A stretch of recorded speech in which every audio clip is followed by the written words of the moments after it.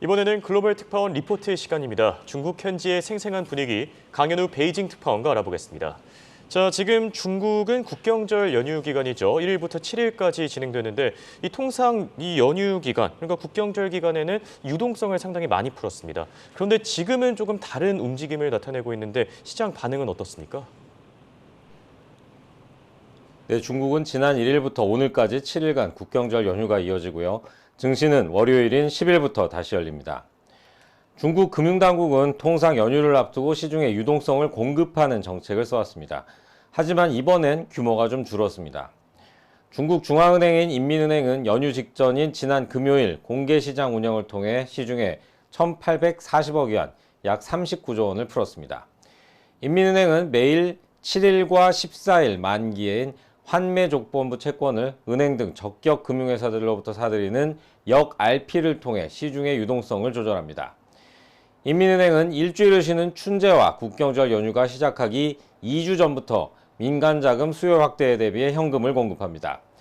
이번 연휴에 앞선 2주 동안 유동성 순공급은 9,600억 위안으로 지난 1월 춘제 직전 2주에 1억 500억 위안에서 8.6% 줄었습니다.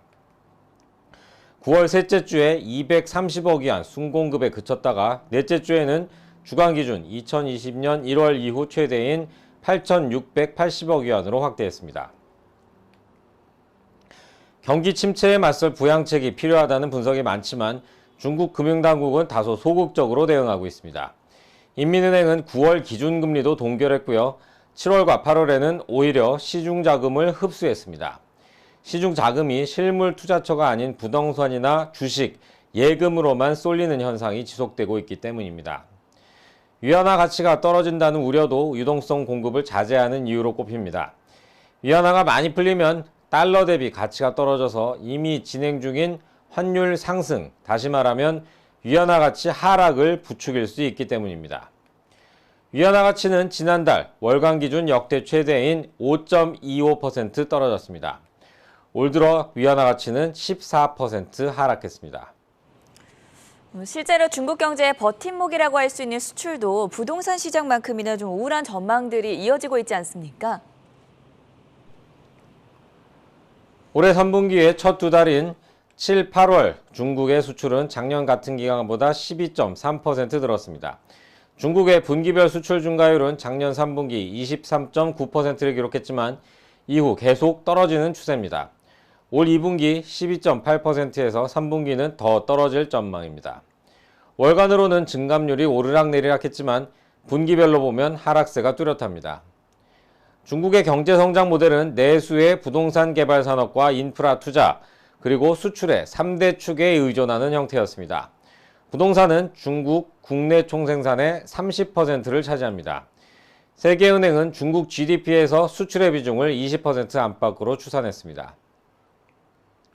중국 지도부는 미국과의 갈등이 깊어지면서 내수, 그중에서도 서비스업 중심의 발전 전략을 추진해왔습니다. 하지만 코로나19 사태 이후 내수 경기가 얼어붙으면서 서비스업의 성장세가 꺾였습니다. 과도한 규제로 부동산 시장은 얼어붙었고요.